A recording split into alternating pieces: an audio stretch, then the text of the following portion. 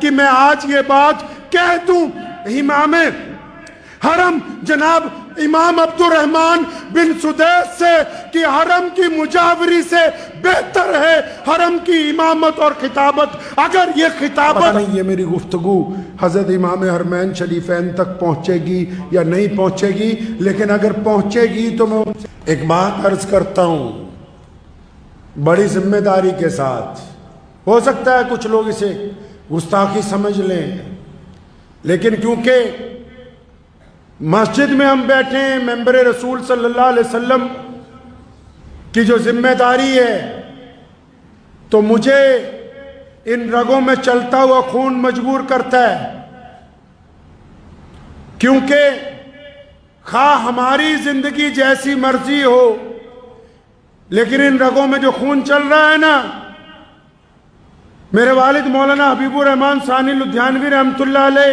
اور ان کے جد امجد حضرت مولانا شاہ عبد القادر لدھیانوی رحمۃ اللہ علیہ، اور پھر ان کے جد امجد حضرت عمر ثانی عمر بن عبد العزیز رحمۃ اللہ علیہ، اور پھر ان کے جد امجد حضرت عبداللہ ابن عمر رضی اللہ تعالیٰ عنہ، ہمیں یہ خون مجبور کرتا ہے کہ میں آج یہ بات کہہ دوں،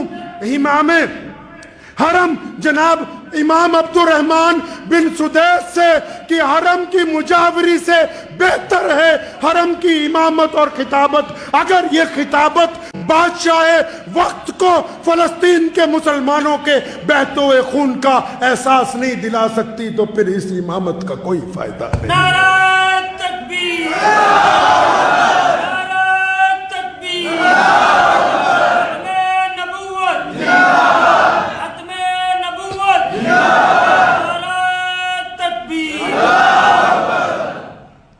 عمر رضی اللہ تعالیٰ عنہ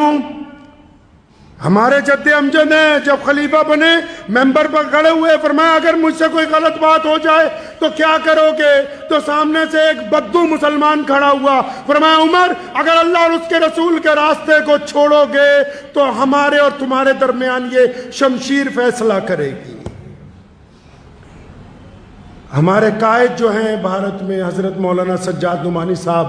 مدذل اللہ ان کو صحت اور لمبی عمر دے، ان کا خط سوشل میڈیا پر میں نے پڑھا، اس گنہگار کا نام بھی اس میں موجود تھا۔ انہوں نے لکھا ہے کہ عرب کے جو حکمران ہیں ان کو غیرت دلوائی جائے، تو حضرت سے بڑے ادب سے گزارش کرنا چاہتا ہوں، حکمرانوں سے تو ہمارا کوئی واسطہ نہیں ہے، ان سے تو ہمارا کوئی واسطہ نہیں ہے،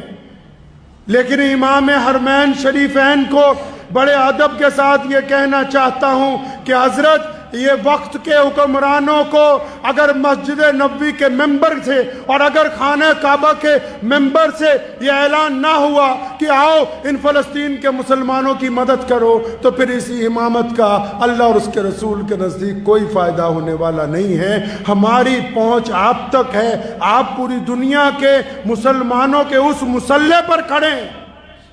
اس جا نماز پر کھڑے ہیں آپ جس کی طرف منہ کر کے ساری دنیا کے لوگ نماز پڑھتے ہیں، آپ اس مسلح کے اوپر کھڑے ہیں۔ تو آپ سے گزارش ہے کہ حرم کی مجاوری سے بہتر ہے قرآن پاک نے، آپ ہمارے سب سے بڑے عالم ہیں،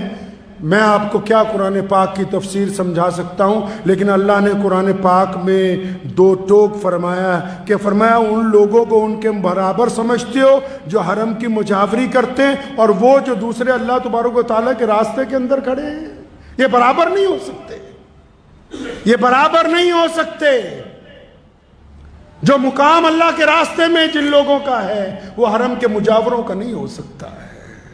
تو آپ سے درخواست ہے، پتہ نہیں یہ میری گفتگو حضرت امام حرمین شریفین تک پہنچے گی یا نہیں پہنچے گی، لیکن اگر پہنچے گی تو میں ان سے گزارش کروں گا کہ وقت کے حکمرانوں کو للہ آپ اپنی منصب امامت کے ذریعے یہ احساس دلوائیے کہ فلسطین کے مسلمان اہل عرب کی سب سے زیادہ دعاؤں کے ساتھ کے ان کی ہمدردی کے اور ان کی موجودگی کے مستحق ہیں۔ وآخر دعوانا ان الحمدللہ رب العالمین۔